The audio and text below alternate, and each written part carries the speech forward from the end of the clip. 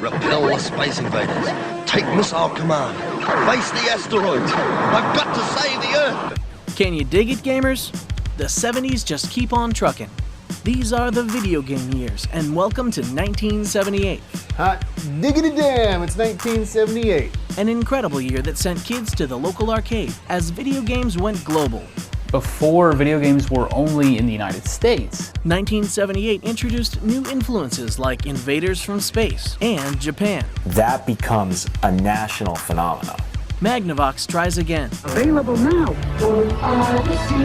Programmed by you.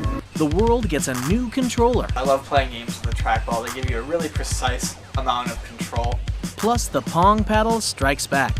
And Simon demands your attention. Push green, push red, push yellow, push blue. Push till you're blue in the face. So book it to your nearest toy store, Jack, because these are the video game years, and this is 1978.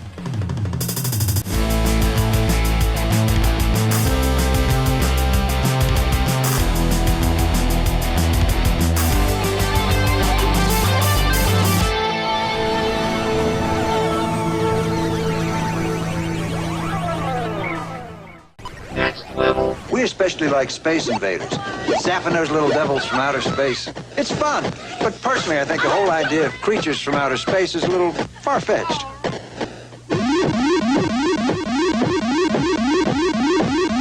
Most influential game of all time, Space Invaders, bar none, there is no contest whatsoever. Man, I love Space Invaders so much, I even went out and bought a shirt. Look at this. It's not Space Invaders, it's Galaxian. What's the matter with you? Japan created something that was going to take the world by storm in Space Invaders. Before this point, Japan had no influence over the video game industry. I mean, it was Atari and that was it. It went global before video games were only in the United States, and after Space Invaders, it was everywhere, it was international. You have to realize that World War II just ended like a little over 3 decades earlier, and Japan was still coming through this economic miracle. Oh, Japan, you so crazy.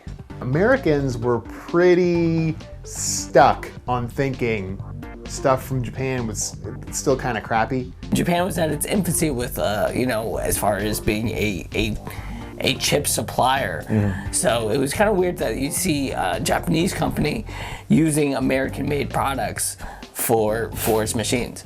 Doc is like, well, no wonder the circuit failed. It was made in Japan. And then Marty's like, what do you mean, Doc? All the best stuff's made in Japan. All of a sudden, Taito shows up with Space Invaders, and that becomes a national phenomenon.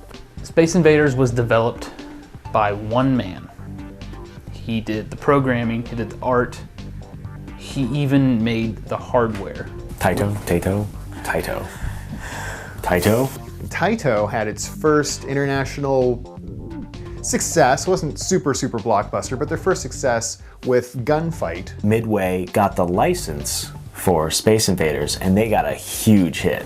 Amazing hit. It was released in arcades in America late '78 and around the middle of the year in Japan. Midway had their own version, Taito, who released the game, and Japan had their own version, and there's, not only was there physical differences, but the Japanese version actually had a joystick, whereas the American version had only buttons, which was kind of neat. The cool backlit with the moon on the bottom. Yeah, some of the versions had that. I like some of the cocktail versions had the the cellophane overlays that gave you the different colors. It was they used what they could at the time. Yeah. I guess it's considered an early shooter, but your guy is a tank. It's a tank. It's a cannon of some sort. It's like you're a tank, but fighting aliens. Yeah, you're not even a spaceship. You're behind a little bunker. It's a game that has no ending. It keeps going. Waves and waves of more attack. It gets harder and harder. It's one of those games that when you first play, almost anyone can get past the first level, but second, third, fourth, it gets tough. You're like at the bottom, and you got like these little bases like above you, just a little bit above you, and you gotta hide behind them. You're shooting little pellets at the Space Invaders. Pellets at aliens doing line dancing. There is a defined line that you have to defend. Yes. It's Earth. If you lose, no one will ever know what a chocolate malt tastes like ever again. Yeah. You screwed up. You're the last line of defense. And well, those and those green blobby shields that really just got in your way most of the time. What were those made out of? Algae? I don't know. Amount of enemies they had on the screen took up so much processing power for the game that as you destroy the enemies, obviously, if you've ever played the game, you realize the enemies speed up as you destroy more of them. It really makes your heart start beating. The beads of sweat, kind of gather on your forehead and whatnot, and it's very, very traumatizing. That's a bug, not a feature, because the processor can handle things faster as more and more enemies are destroyed. There is such an impending sense of dread when you play Space Invaders, and I am terribly stressed at all times. I think what really does it is the sound in Space Invaders was panic attack inducing. Early version of the two-step. Yeah. It's like Achy Breaky Heart, except it's except the Space Invaders, they're invading. Yes. Bum, bum, bum, bum, bum, bum, bum.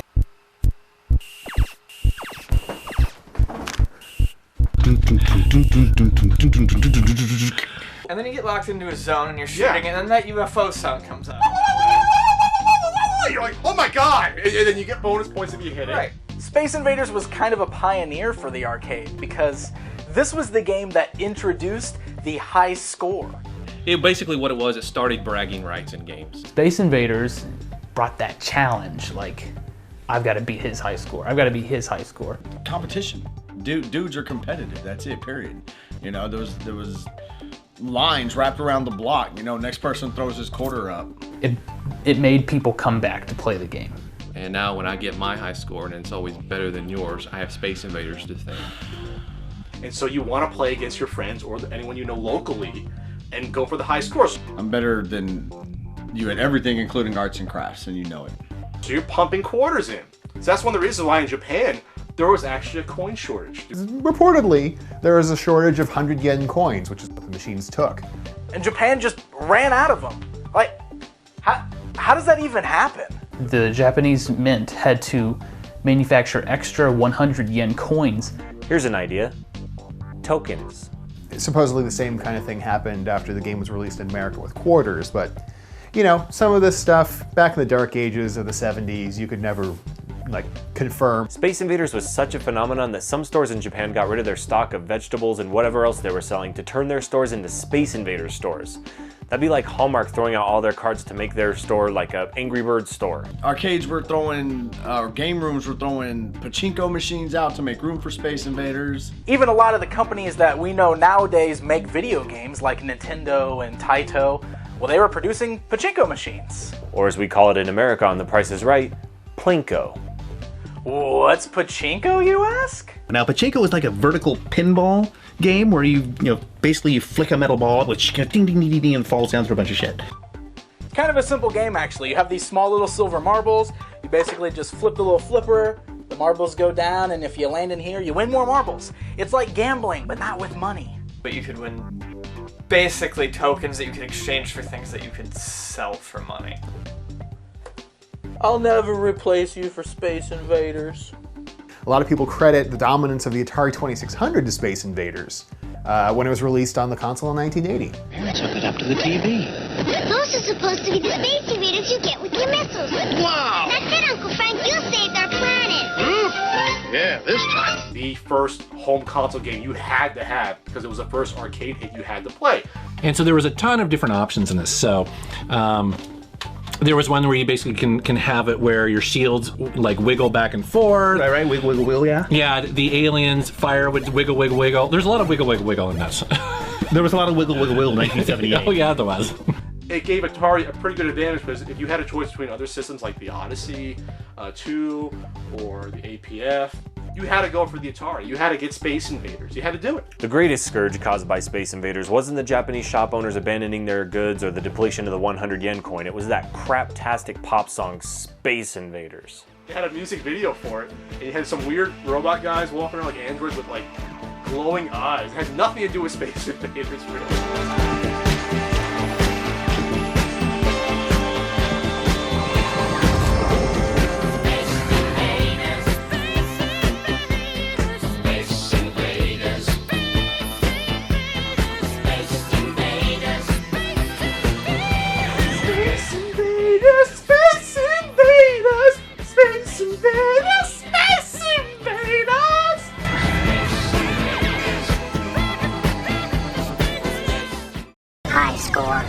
Astrocade, the professional video game system that gives you 4-player capability, 3 built-in games, a calculator, and these new cartridges, Creative Crayon. Even the young can make beautiful pictures. The Incredible Wizard has a dungeon of surprises for you. You can even create your own games with Astrocade Basic, the easy computer teaching cartridge. Astrocade, the home entertainment sensation that's a personal computer too. January 1978. New competitor arrives. Step right up, come one, come all. Be amazed by the Bally Professional Arcade. You mean the video system that came out where it was very limited and was very buggy and people had to return it because it didn't work? That's the one. Hey, you gotta play with the big boys? You gotta, you gotta put up with that, and you gotta be prepared, And they couldn't handle any of the problems that they were having with the initial batch of systems, so they really found themselves kind of like killing themselves in a way. As with many new systems, there are often defects and returns that plague early adopters. However, Bally was new to the home console market, so they didn't really know how to deal with the logistics. I'm glad that doesn't happen anymore nowadays. Red Ring of Death. Xbox 360. Xbox. You could order it in 1977 in catalogs and so forth, but it turns out they weren't quite ready to push the thing out the door, so they had to wait till 78. Hey son, guess what I'm getting you for Christmas? What, Dad? The Bally Home Entertainment Arcade System. Oh boy! Oh really? Yeah. I can't wait to open that on Christmas Day. Oh, wait a minute, Junior. It's not gonna be here till January. Oh. And they were an amusement company. They weren't a retail company. So they were not very familiar with what was required behind making a retail product. They've done a lot of things in life of the company. From 1930s when they first started making slot machines, to the 40s they made parts for World War II, the 50s they started doing coffee vending machines, and they also had a short-lived music label company. And it's no surprise, somewhere down the line they purchased Midway Games to get into the video game market. Bally and Midway had an arcade business. Eventually it was Bally and then merged with Midway and became Bally Midway. Didn't sell a huge amount. It wasn't sold in a lot of stores, only computer stores, not regular retail stores, so that really hurt it. And I wouldn't exactly call Bally's console here a success. I mean, it stuck around for a few more years and had some name changes. And if you're still hungry for excitement, how about the Munchkin game? Astro Arcade, the home entertainment sensation that's a personal computer too. It's the professional system. Right. Well, until we changed the name to Astrocade, which makes no sense a few years later. I mean, they changed the name like 4 times. Okay. Game Strategy you want to know about it. He probably has every version. So this is the home library computer, the Bally Home Library Computer. This is only available, this version was only available through mail order and only sold in New York City area. When I was a kid, anytime I did a mail order for something, it ended up being crap. Amazing live sea monkeys my foot. But by 1978, what they decided to do was they decided to rename it the Bally Professional Arcade and market it in stores, in retail stores. But the only stores you could buy it in were computer stores. Because again, they didn't know what you needed to do as a retail company. But they were missing out on the most important market. Kids. There's no force greater than kids screaming in the middle of a department store, I want it! I mean, why would little junior son of a bitch be in a computer store? The hardware on this thing was actually pretty impressive. Literally the best home system on the market. Yeah, it was better than the VCS, which came out the year before. It was top of the line when it came out. Bally supported 4 players, up to 4. It came with 2 controllers only, but you can buy an extra 2. 4-player action in the late 70s? That was unheard of. The Bally Astrocade has some of the best controllers for any vintage system out there. Here's the Bally Astrocade controller. As you can see, almost looks like a handgun, a handle. This is your trigger button right here, your action button. And then your left hand, this is the knob up top. You can turn around and twist. You actually move it around like a directional pad. Really advanced for a system that came out in the late 70s. When you listen to the Bally machine, it actually sounds like sound effects that you would hear in an arcade. It had the best colors, the best sound. It had arcade sound. When you're comparing this to arcade ports that were on the VCS at the time, it's steps above. Yeah. And it even came with a version of BASIC. It was based off of Tiny Basic. It's still within the realm where computers and video game systems are blurred, so they're trying to put, productivity applications on certain things, thinking that, when the kid's done playing the game, maybe dad can use it to balance the ledger. It was marketed as more than just a kid's toy. Well, on the front of the console, there were some numbers and keys. And in order to program anything in like the alphanumerics or the commands, each key had 4 possible commands, and you had to hit a certain shift. There were like 3 shift buttons that were colored. It was more expensive. It was $100 more expensive than the Atari VCS or even the Odyssey 2. It was a $300 system in 1978. $270, I think I saw once in an old Montgomery Ward catalog, which inflation adjusted is $960. When the Sega CD came out, it was $300, and that was prohibitively expensive, and that was like 20 years later. That's why they probably call it professional system. They want to differentiate from the Atari and say this is like the big one. The Bally Professional Arcade was essentially the Neo Geo of the time. Initially, when Bally released the home library computer, they had envisioned it not to only be a home computer system for the home market, but they were going to have stand-up arcade machines as well with the Astrocade or home library computer running the arcade. There wasn't a huge amount of games in the Bally library. There's only a few dozen, so that also was not good for it. And there wasn't a lot of ports. There was a Wizard of War port, however. That was pretty good. Yes. It sounded very authentic to the arcade. Not exactly, you couldn't pull up exactly, but pretty close for, 78. If you wanted to replicate the arcade experience at home, even though there were only about 50 games that eventually came out for the thing, the Bally Professional Arcade was the way to go. I don't have a huge amount of experience with it, but I respect the Bally Professional / Astrocade. And now, Pat Contri presents the pop culture of 1978 that inspired gaming. Pat here with the 1978 pop culture moments that inspired video games. This year, Superman brings you the gift of flight. Superman, the movie, starring Christopher Reeve. A near-perfect superhero movie, with the exception of that creepy "Can you read my mind" scene with Margot Kidder. Ugh.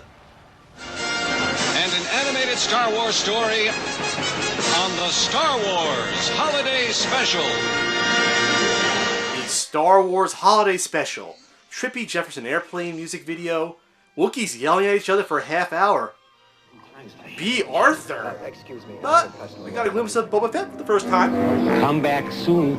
I'll be waiting. And now, when David Banner grows angry or outraged, a startling metamorphosis occurs. The Incredible Hulk TV show. See Bill Bixby get his ass kicked for almost an hour before he hulks up and throws 2x4s at bad guys.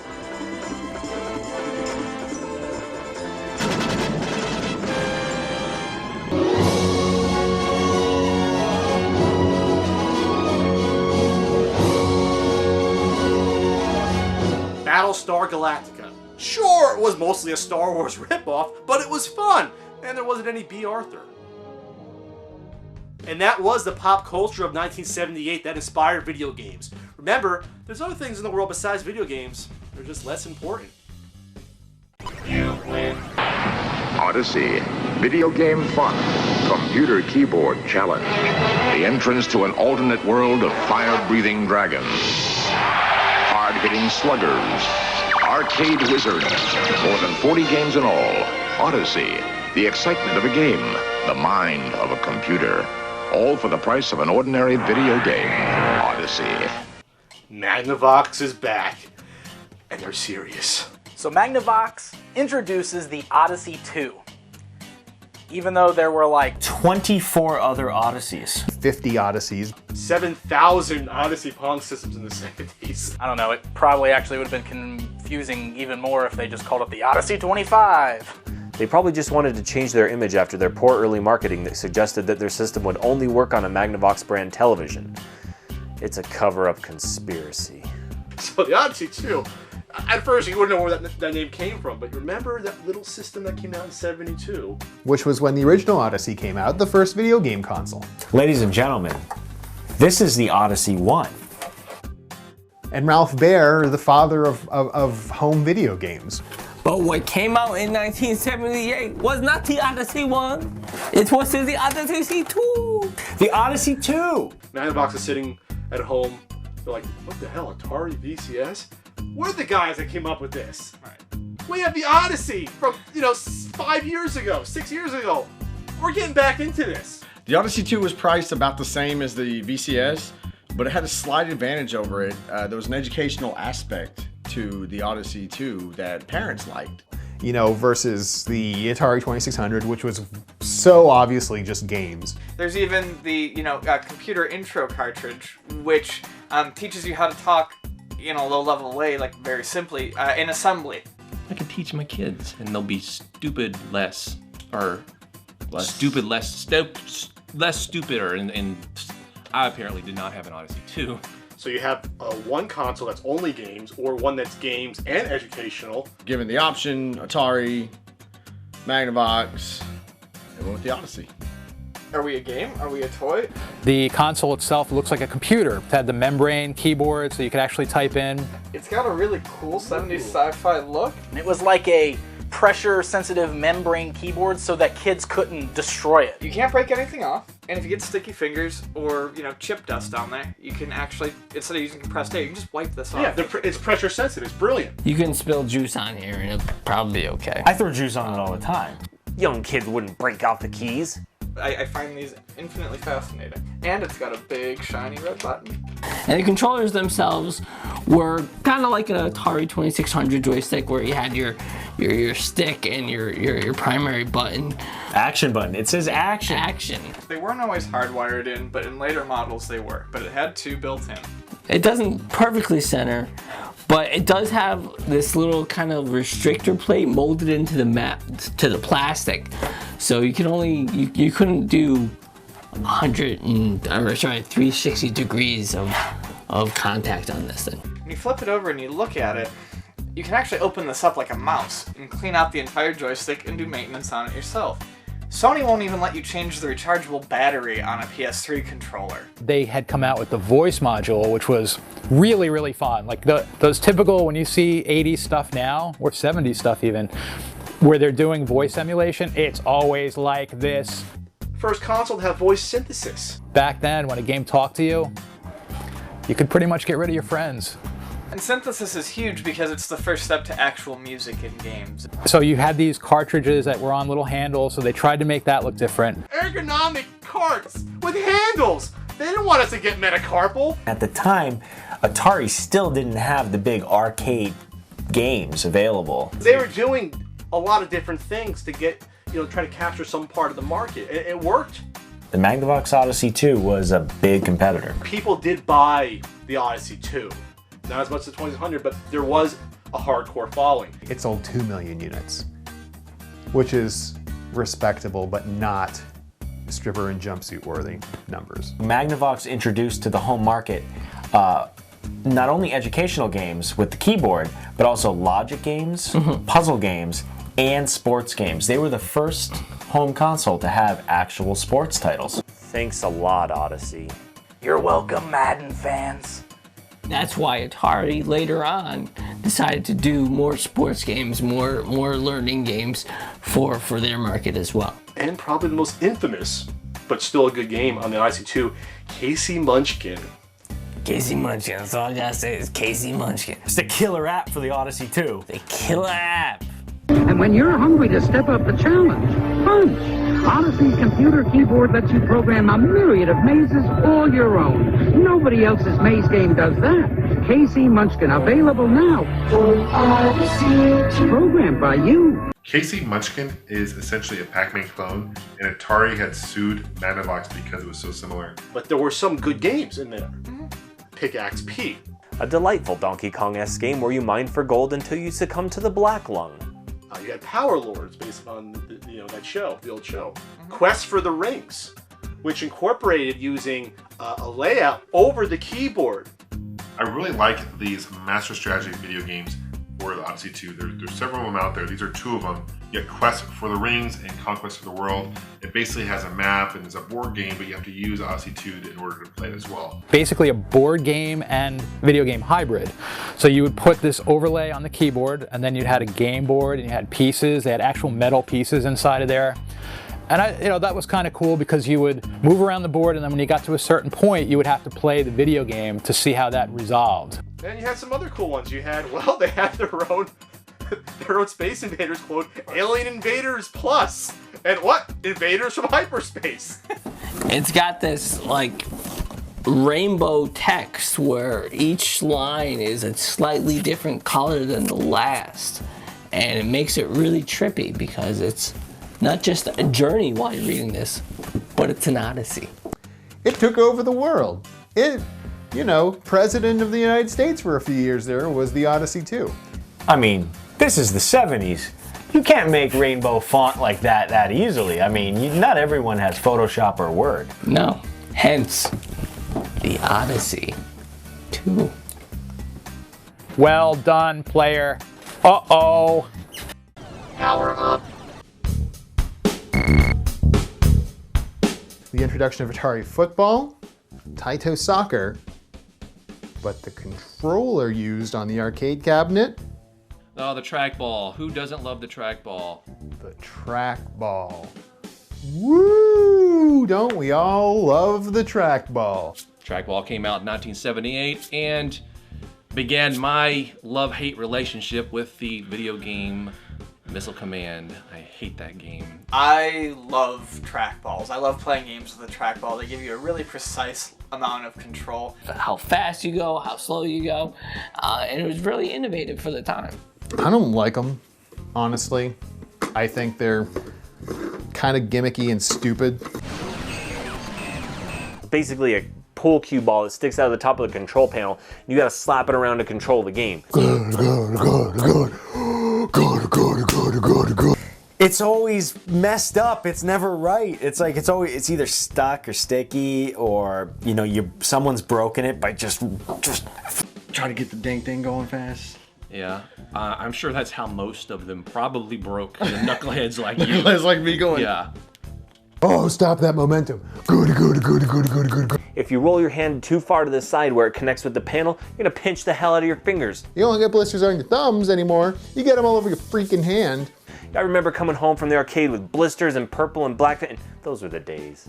And that's why all video game consoles have controllers now that look like this. I used to play the trackball with my tongue. Is that what's wrong with you? I'm like, oh, I gotta go down. And well, it was innovative. Yeah. But Atari Football is X's and O's on one side. You pick your play, and I do believe you move one of your players with the trackball. Other than Space Invaders in 1978, it was Atari Football that was the big game in the arcade. This is really the first arcade football game, especially when football season came around. It was very popular, so people pumping quarters in, and it's multiplayer. It's the first realistic sports game, in my opinion. But the funny thing was, as soon as football season was over and people stopped watching it because of that, they also stopped caring about the football video game. It was the Madden of 1978. It's like, it's a really big deal, and you're gonna drop $60 on it, and then later it's gonna cost $3 at GameStop. Yes, the game kind of died, and Space Invaders kept going. Luckily, sports fans had the Winter Olympics to fall back on. I'm just kidding. When they were developing it, they had the whole football field, and so the characters were really small. So what they had to do was they started developing scrolling technology. The first was in '77 called Superbug, but the technology was originally developed for the Atari Football back in, I think, like '73. It wasn't until 4 years later that Atari Football was finally released with the scrolling. In Atari's Football, you didn't pay for lives. You paid for 90 seconds of game time. You actually just paid for extra time. You got another 90 seconds of gameplay. Kind of like Nintendo's Play Choice 10 or the early demo games at Sears. It's like a pixelated peep show. You're now faced with this issue playing games where it doesn't matter necessarily how good you are to continue. It's time no matter what. 90 seconds of playtime with just one quarter? That's just ridiculous. I mean, what can you do in 90 seconds? I can't even jump in 90 seconds. Yeah, maybe I could. What a block tease. I remember as a kid playing Centipede with the trackball, and I hate the trackball. I love the trackball. This is where we differ here. You had great controls for Centipede, Millipede, and my personal favorite trackball game, Missile Command. Trackball! Yay! Marble Madness, which was a perfect fit for a trackball. You were a marble ball, and obviously you just move the trackball like you would a normal marble ball. But there are a few games where it's kind of fun. Around the 2000s was The Grid, which had a joystick and the trackball for shooting. Now, if you're playing soccer, Sullied by Golden Tee, which is in every bar. Yeah. That and like Buck Hunter. Thank you, Atari. Trackball! Trackball sucks. Don't ever use a trackball. Much appreciation to Atari and their Atari Football for inventing the trackball. And I do not salute you. Good day. Next level. Rue presents the gaming innovations of 1978. Oh, hello. This is Rue for the Video Game Innovations of 1978. What new technology graced the face of video gaming and changed it forever? We have Speed Freak, the first driving video game that had a first-person POV, and some pretty cool vector graphics too. We had Frogs, the first game with a jumping character. And we had the first MUD, or multi-user dungeon, which was created by Roy Trubshaw at the University of Essex in the UK. It was just basically the first way that multiple people could network in and play the same game happening at the same time, and was the precursor to massively multiplayer online games. That does it for the innovations of 1978. I'll see you next year, and don't forget, it's not just nostalgia, it's science. Power up. Did you try Breakout with a moving wall? Did you try Breakout with an extra ball? It's what fun's all about. It's Super Breakout. Super Breakout is actually on a microprocessor. Now this is cool for a couple of reasons. One, it's emulatable. You can play a version of Super Breakout just like you would have played in the arcades in '78. But two, it gave them the ability to do more with it. Like Breakout 1. Except what, a few more game modes? You're not just breaking bricks anymore with Super Breakout. I mean, they added some more options, that was nice. It's still playing Pong with yourself. Should I do the Pong variations joke again? Cavity, which introduced the multiple balls on the playing field. Breakout 2. Progressive, where every few paddle bounces, the bricks would get lower and lower and lower. Similar in style to, say, something like a modern puzzle game like Puzzle Bobble. Super Breakout was an updated version of Breakout. The end. Wasn't the commercial for that like some dude trying to break out of prison or something? You really have to use your imagination with that. It's the anti-Space Invaders. Oh, sorry. In '76, you had Breakout released. Atari released Breakout. It was a big game. Yeah, because, especially in the late 70s, you had Pong clones, you had space shooters, and Breakout style games was something different. In '76, you had Al Alcorn as project manager for Breakout, and one of the people working under him was Steve Jobs. It's interesting that Steve Wozniak and Steve Jobs worked on Breakout. Steve Jobs, you might have heard of. He was the founder of Microsoft. Pretty colors, bouncing ball, paddle, simple concept. Brick bashing. He was tasked with creating a prototype of the prototype design for the game, which he did. The original Breakout was what they called a discrete logic game. Everything was done with the chips. What this means is the game is basically a machine. However, then he was tasked with a further imperative to take out more of these chips, the microchips that controlled the game, because those things be expensive. you can't really say emulate this on a computer because there's no code for it to interpret. Right. Atari promised to give him a bonus of $100 for every chip he could take out of the design. So after 4 straight days of work, Wozniak delivered, taking out 50 chips from the original design, and Mr. Jobs pocketed that and gave Mr. Wozniak half of his original sum of payment, $700 into $375. So yeah, there was that. Jobs kind of stiffed Wozniak on the bonus for making it happen. Bad. Wozniak's work on Breakout did inspire him in his design of the Apple II.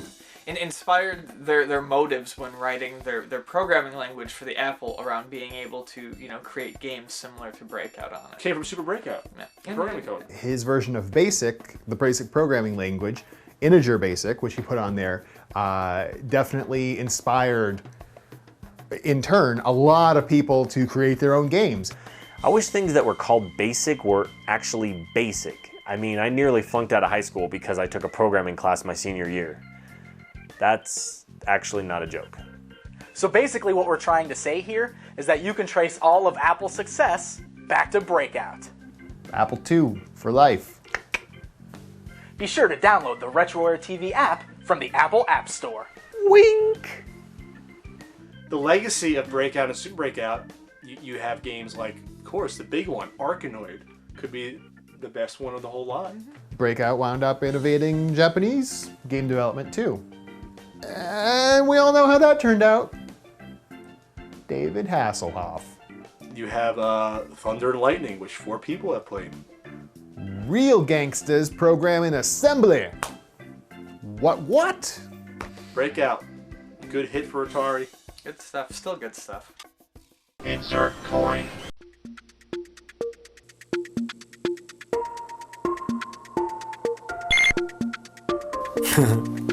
Do you know anything about the APF M1000? You know what point you can say you officially have a problem as a video game collector? When you own an APF MP1000. It may very well be the very first 8-bit console. And we should say nothing more than that, because I know nothing about the system. If you can say that no one owned the RCA Studio 2, less than no one owned the APF MP1000. It's the best system ever. It's advanced.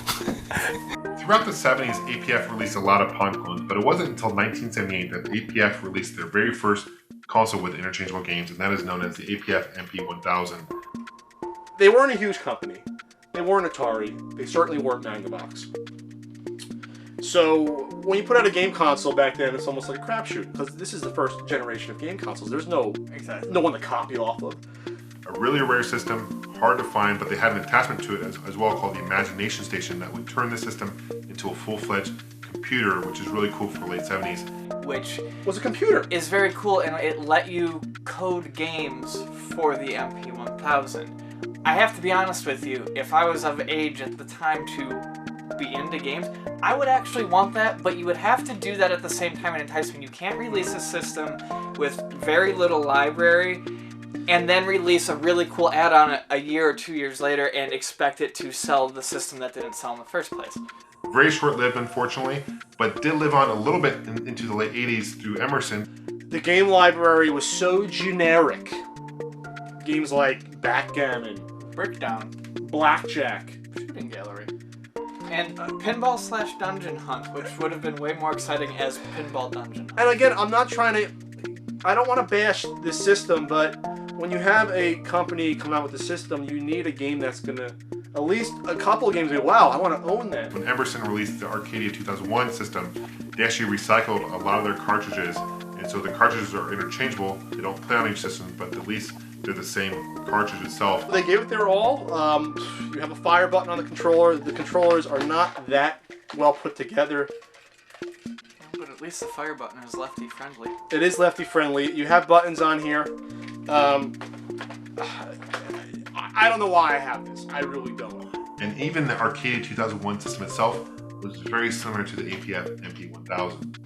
This is probably the last time a lot of you watching this will ever see one of these, so take a good look at the MP1000. Let's start. Pixel Dan presents the other toys of 1978. Hey guys, I'm Pixel Dan, and this is the other toys of 1978. You can stage make-believe battles against a Croyer. Like all Micronauts, a Croyer has interchangeable parts. Micronauts were action figures that followed that same science fiction theme, but had the gimmick of interchangeability. Playing Hungry, Hungry Hippos! Hungry, Hungry Hippos!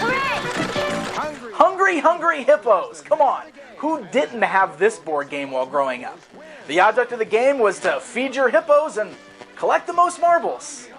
Hungry, Hungry Hippos, new from Hasbro.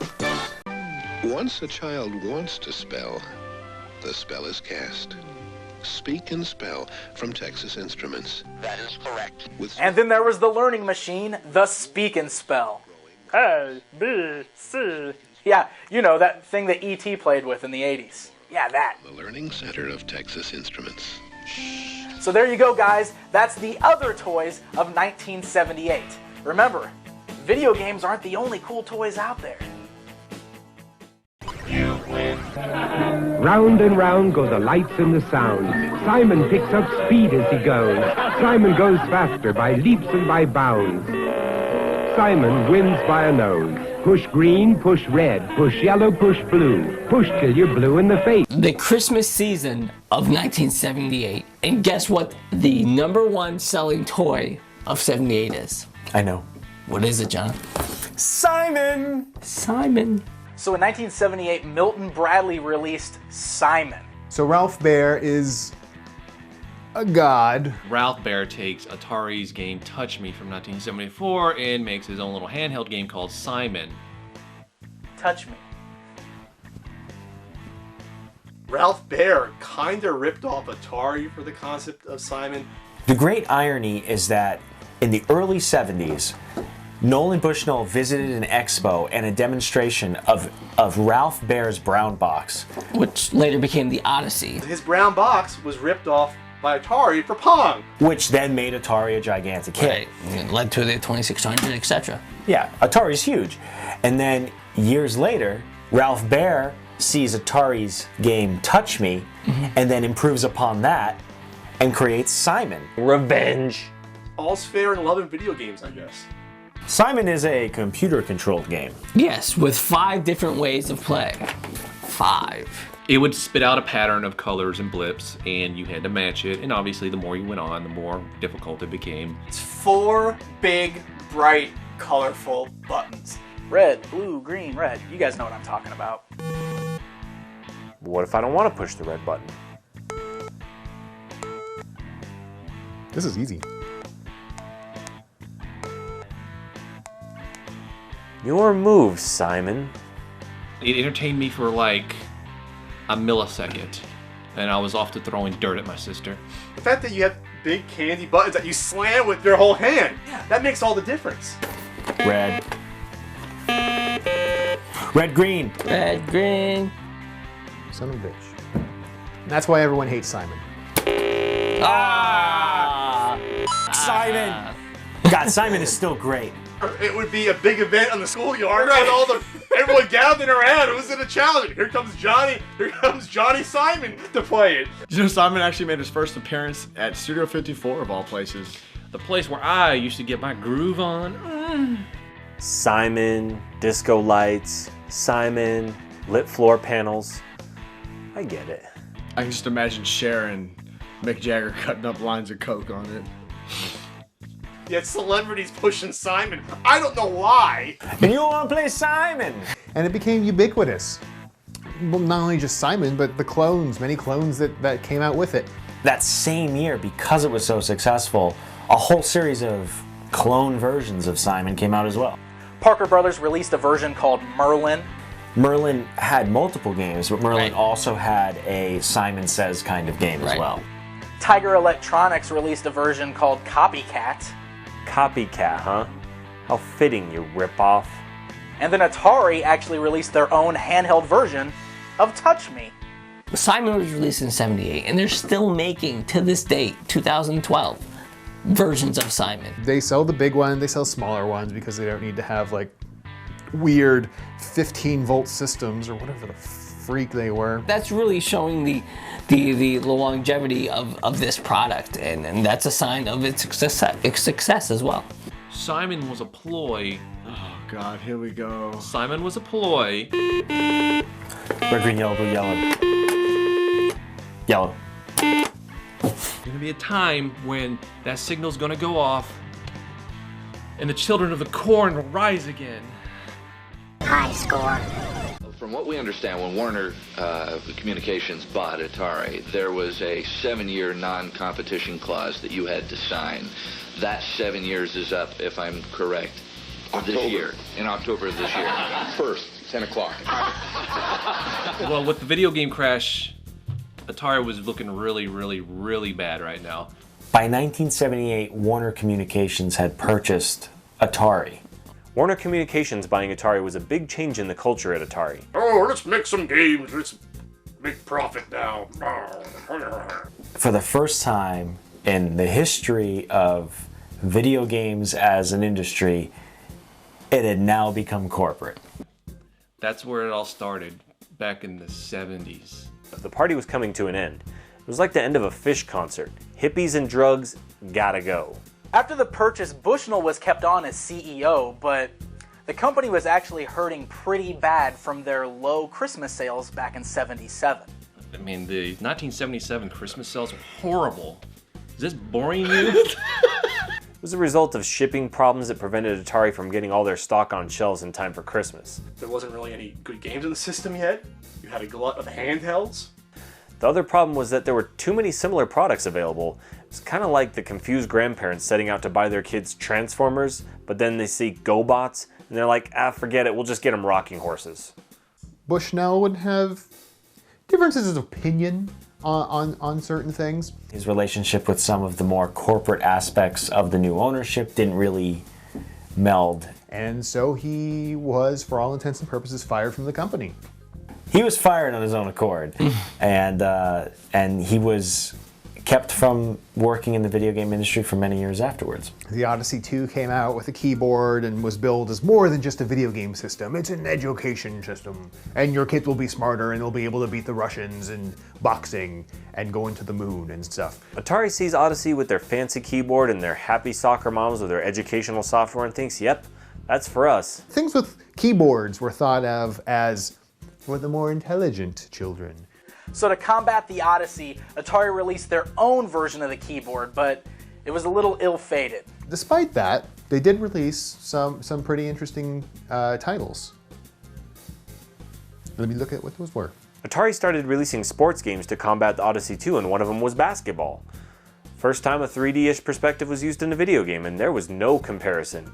The Odyssey version of basketball looked like balls, and the Atari VCS version looked less like balls. So there was no real reason to go and jump and get the system. They tried. They did a port of Space War. The very first vector graphics arcade game. But they called it Space War, and there was a space between space and war, unlike the original game that was simply called Space War. Warner, which actually did really well. Because of Space Invaders, they were actually able to sell 500,000 stockpiled VCS machines for Christmas of '78.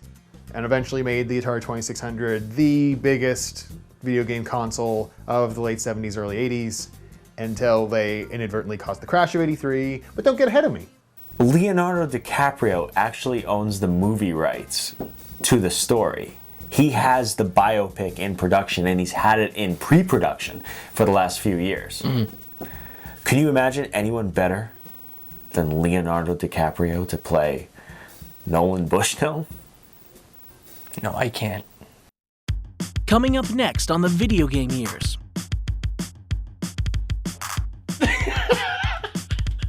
What is wrong with us? 1979. The year of the moon landing. The Nicaraguan moon landing that they don't want to tell you about.